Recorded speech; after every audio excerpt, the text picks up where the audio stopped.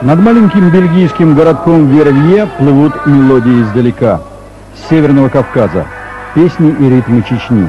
В местном театре дает концерт ансамбль культурного центра «Войнах». В Вервье и окрестностях осели около 50 чеченских семей. Собираются здесь земляки, поселившиеся и в других уголках Бельгии.